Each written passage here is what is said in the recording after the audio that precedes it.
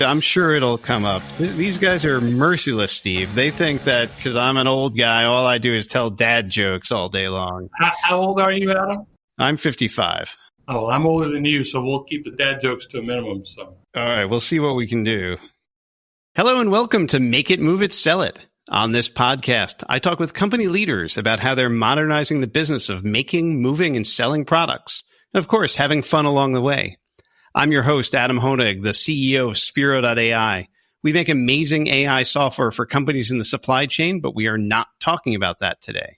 Instead, today, we're talking with Steve Kingeter, the CEO of VC999, probably the best manufacturer of vacuum packaging machines, well, in the world. Welcome to the show, Steve. Thank you for having me, and thank you for the generous introduction. Of course, of course. Let's just kind of jump into VC999. There's not many companies that have three numbers like that in their name. Why three nines? Well, it goes back to the beginning of the company. We are a Swiss-owned company, and the founders were looking for a unique name at the time. And VC stands for vacuum compression 99.9%. So there is a reason behind the sometimes confusing name, but something we're very proud of, and it's something that we still adhere to this day. So it's all about being able to achieve that level of perfection in packaging. Yes, absolutely. And 51 years ago when the company was founded, that was quite an achievement. And to this day, it's still something that we live to every day, and all of our machines can achieve that number. So we're very proud of that. When I think about like getting to 99.9% vacuum suction in packaging, this application is really for like food and things that can go bad with air. Is that correct? That's correct. Our primary applications are center of the plate proteins. And by that, I mean meats, fishes, and cheeses are very common.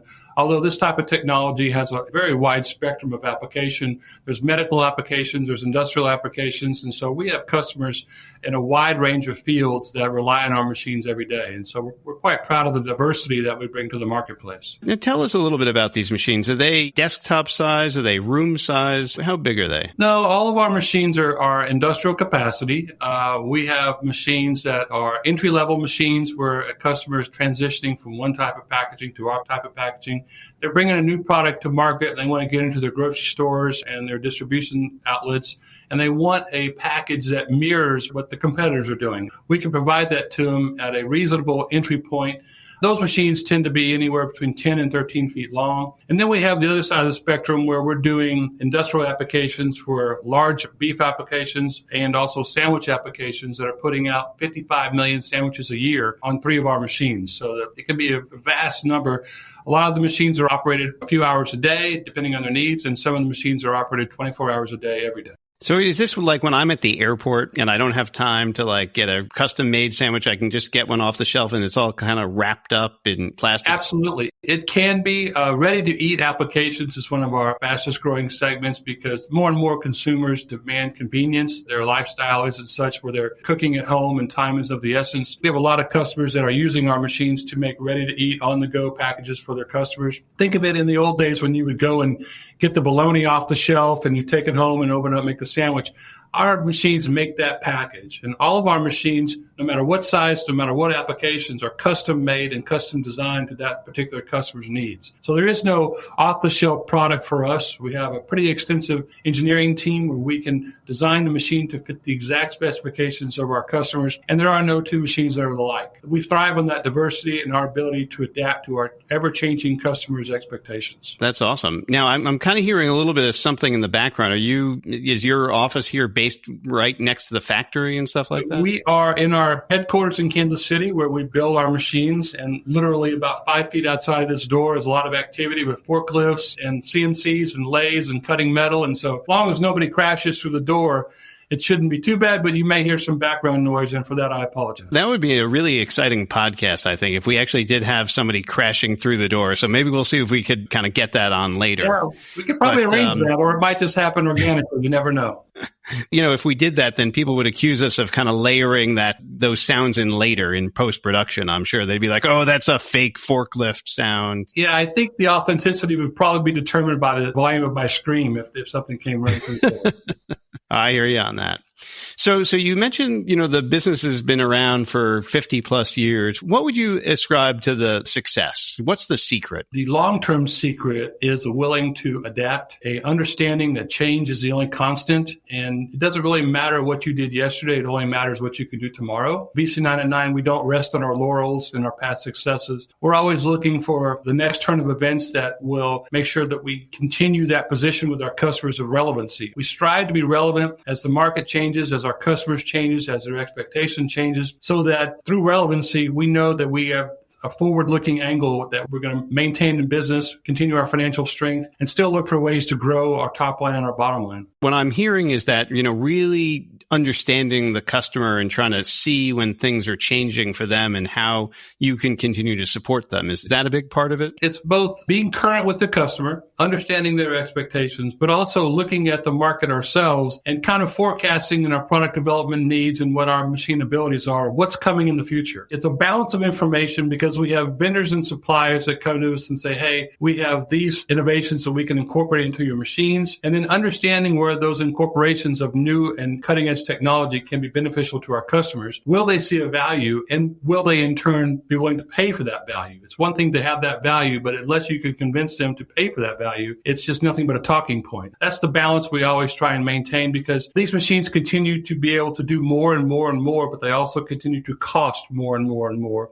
And you need to make sure that they return the investment that our customers expect over a reasonable time frame. We always try to understand their perspective and make sure we're maximizing the value that our customers are paying for the technology that we offer them. Do you have a standard process for trying to collect that insight from customers? Like, we do a lot of face-to-face meetings. We do a lot of surveying of customers. What approach do you take to stay current with that? The process is constant. And by that, I mean everybody throughout the organization, all the way from myself, our sales team, our engineering people, our service technicians. We try and be in front of the customer as much as possible. From that, we get to understand the problems from their perspective, the challenges that they face every day. And then you incorporate that by going out to trade shows, discussing with suppliers, vendors, and having an open eye and an open mind to what is developing out there, and then trying to mesh the two. We have a lot of suppliers that come up with new ideas, and some of them are relevant and some are not. We try and look at those openly and understand, does it help the machine's performance? Does it help the machine's durability? What other ways can it provide value to the customer? Is it speed?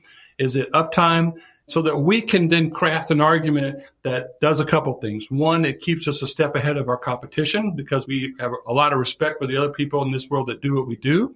And then also so we can articulate and evaluate these benefits and features in front of our customers so that we can really make it pertinent to what they do every day and make sure they understand that. That makes perfect sense to me. I mean, it's super interesting, the idea of also taking feedback from your suppliers. Like when we think about manufacturing, often we think about, well, we're going to get a bunch of metal and we're going to just form it all the way through to the end product or whatever. But in your case, of course, there's many different components that go into the machine. So you'll get ideas from the suppliers. Is there something that comes to mind? Well, there's literally thousands of parts on our machines, which means we deal with, in many cases, dozens of different suppliers. So all those suppliers have their own internal product development apparatus that they're going through. They're introducing new innovations to their products, and then those innovations come to us, and then we pick and choose which one we want to incorporate. And sometimes they ask us for feedback, just like we ask our customers.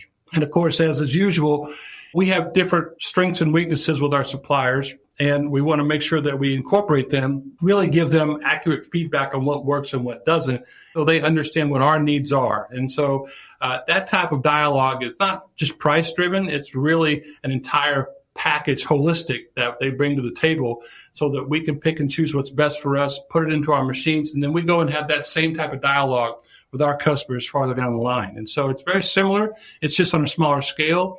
And for us, it's about, making sure that the thousands of components that go into our machines work in harmony so that we can produce the end package that the customer wants at the end of the day. Just from my own casual observation of packaging, as a consumer, I feel like the marketing aspect of it has really become a lot bigger. So are you seeing a lot of innovations in sort of like the printing and branding that goes along with this? Absolutely. That's an ever-changing landscape. Customers are trying to figure out more and more ways to put their brand and put their mark on the package. And that trickles all the way down to us as well. How do we label the package? The film that we use with the package, can we mold in their logo into the plastic so that every time the customer sees it, they can feel it, the tactile of their logo, and see it, how colors blend together. And some of those things we bring to the customer and they didn't understand that we could do that. And then other times we're being challenged by the customer. He says, hey, I want to do this. Can you help me figure it out? And in most cases, we can if the customer is willing to pay for that solution. But it depends on what the customer is selling, their ability to differentiate their product, and the value that they're willing to invest in that package to give them that differentiation in front of the consumer. And we help them do that. And some of the times we lead them and some of the times they lead us. And so we're comfortable in either role. We want that envelope to be pushed. And also we want to be that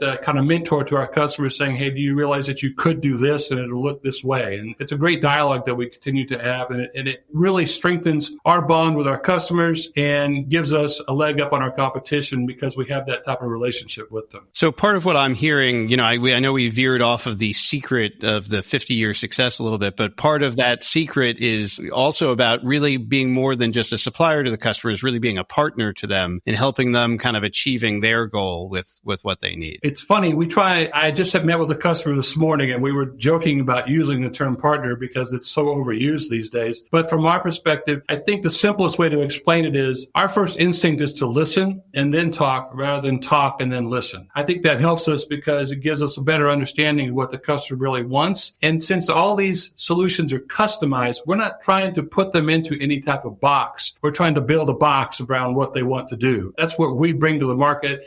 And we are a little less risk adverse than a lot of our customers, where we're willing to take that risk and try and do something completely different and make sure we can mechanically do it and be able to repeat it over and over and over thousands of times like our customers expect us to. So if your solutions are sort of tailored to the customer, does that make the sourcing part of your business more complicated? Because, you have to go find all these different things, or they're custom to customers, but they're more made of standard component. So what we try and do, we have a very large and modern machine shop here. So we're able to do a lot of the customization our own. We have a big and extensive and quite gifted engineering staff that helps fuel our creativity and our ability to present that creativity to our customers. There are sometimes we require special components, but we try to stay, at least on the component side, as standardized as possible. And then we offer the customization ourselves through our own creative craftsmanship that we bring to the party, and in combination with our really quite cutting edge abilities to machine metal and to form metal the way we want to do that. We're very vertically integrated. We don't outsource a lot of that. Yeah, I know you said that they're excellent and expensive, so maybe we'll just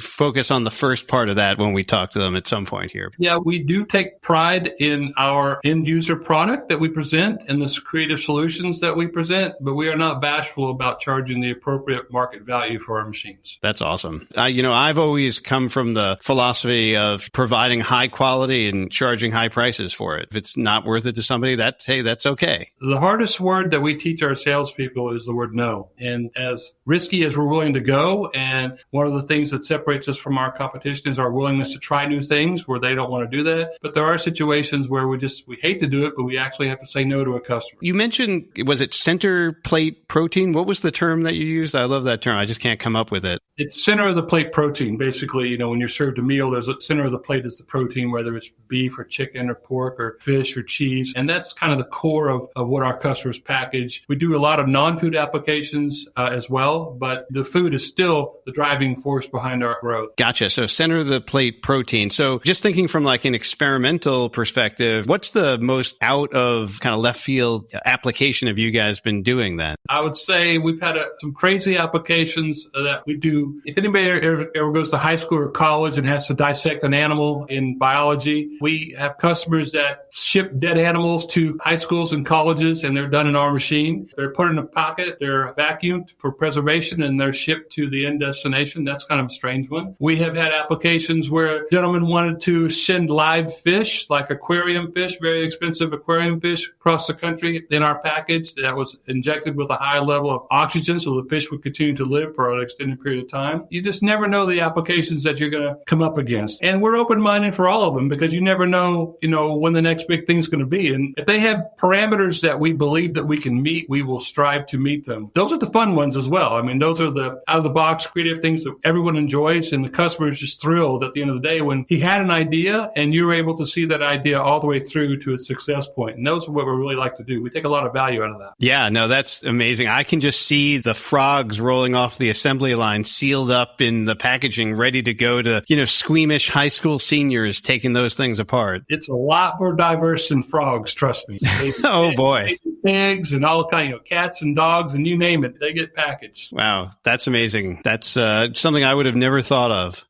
You've worked a lot of your career in the food industry, correct? Servicing the food industry, helping, people in this space. Right. So I've been in this space of packaging of different items and also a little bit on the processing side of this industry since 1997. So I've seen a lot of changes come and go. I've been very fortunate in my career to have the ability to work here at VC999. I was previously the CEO of another company that I had some outstanding experiences with as well. It's been a nice run. I'm not signaling that I'm at the end of the run, but I'm not getting any younger. And it's been fun to see some of the innovations that have happened in this industry and some of the innovations that are happening here at VC999, which we're quite proud of. Now, are you guys working with the Impossible Burger and people who are making like synthetic meat kind of products as well? Yeah, absolutely. I mean, so the synthetic meat, as you'll call it, or the Impossible meat, Impossible's a brand name. That's been going on for some time. I mean, the iterations have been countless. It's gone mainstream now because not only have they perfected the taste, they've also perfected the texture. So when you get an Impossible Burger or an Impossible sausage and whatever the different products they come up with are, it really does simulate the real thing. And it's been just a fantastic evolution for those people. And that requires the same level of packaging as your standard center of the plate proteins that we already discussed. So yes, we have been fortunate enough to work with some of those customers, and we think that's going to continue to grow and expand. Do you feel like over, the next 20 years, it's just going to be a bigger and bigger part of your business then as people move away from traditional protein? We benefit whether customers move away from traditional proteins or not. I do believe that that type of product will continue to evolve and there'll be a lot more applications for that. I think they're just scratching the surface of where they're going to go and how they present that to customers. But whether meat consumption goes up or down, we still benefit because when other substitute consumers are using, it still needs to be packaged, right? We're in that lucky position where anything the consumer puts in his mouth and eats at some point either needs some type of packaging protection, it needs some kind of shelf life enhancement, or it needs to maintain some level of sterility, and we can provide that in whatever form necessary for them. We're very lucky in the sense that I don't want to say that our business is recession proof, but as long as people are eating, it tends to be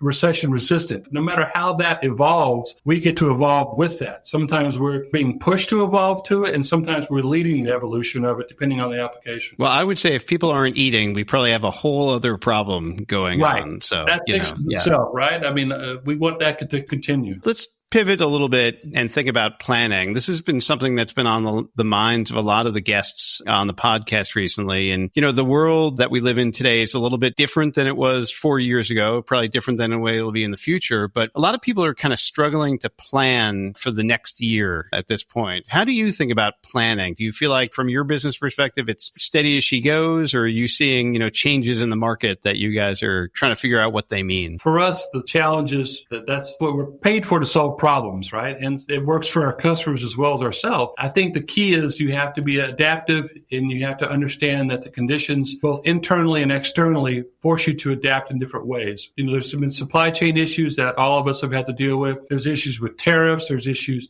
depending different countries that we do business in. There's political strife. There's strikes on labor forces. There's logistical issues. There's supply chain issues. And yet through all that, thank goodness for the adaptability and the creativity of our employees, VC999 has continued to maintain its position that one of our competitive advantages is the speed at which we can bring products to market and the consistency at which we can hit the deadlines that we promise our customers. That's kind of become a lost art of saying, hey, we'll have that machine for you in 12 weeks or 14 weeks or whatever it is. And then we actually hit that mark, because right now the tendency is, I promised it to you in 12, but it's really going to take 18. And a lot of our customers base the purchase of this machine around construction. They base it around integration into an entire packaging line. And so it's critical for us that we maintain our credibility and being able to meet the commitments that we give our customers. And fortunately, we've been able to do that, and that brings more and more customers to us. Those customers that understand that value are less price sensitive and much more demanding our ability to execute what we tell them. And that's really a strength for us. Oh, right. I mean, if they can't get those frogs off the line to send to the high school seniors in time, I mean, they might lose the whole order. They missed the class. But some of the people we've been talking to have been taking different strategies to help with that. Like, for example, we spoke with a large maker of fabric who's been basically buying up a bigger inventory position to try to, make sure that they're always able to satisfy demand. We have other people we've been speaking to who've been trying to go to even more just in time to make sure that they're not carrying a lot of additional costs. Is there been an approach that you've been using to kind of manage that?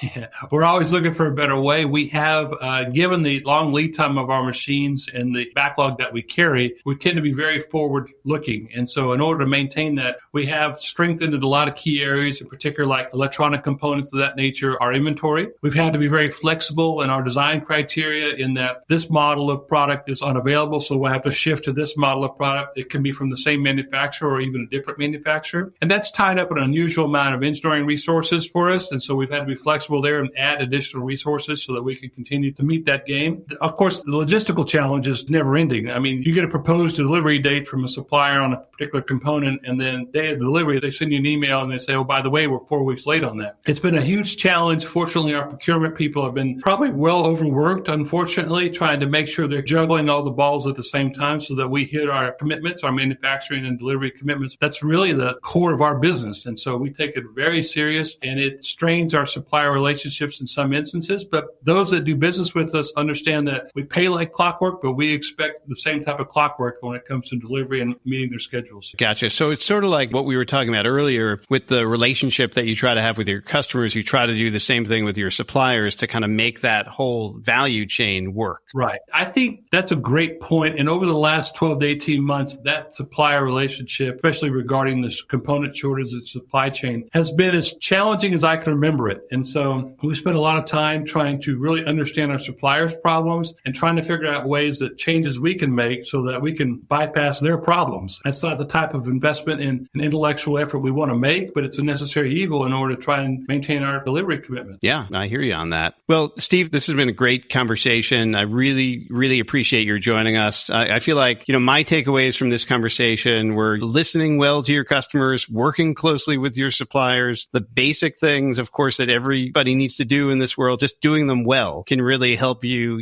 move forward. So important. I really love hearing about the applications of the technology, the frogs. I don't think I'm going to get that out of my mind today. Actually, I'm going to be thinking about those frogs. So really, really appreciate having you on the show. For those of you who are listening, just as a reminder, you can find every episode of the Make It, Move It, Sell It podcast at spiro.ai/podcast. Feel free to subscribe. And, hey, if you thought Steve and I had a good conversation today, why not give us a review or a star or a like or whatever they've got going on over there on your podcast player. Steve, do you think people should do that for us? Sure, absolutely. And by the way, thank you for the invitation. It's been an honor to be on here with you, and I've enjoyed every minute of it. And let me know if I can ever help you in any way again. Right on, Steve. Likewise. All right. Well, that's it for me. Thanks to everybody for tuning in, and we look forward to speaking to you on the next episode.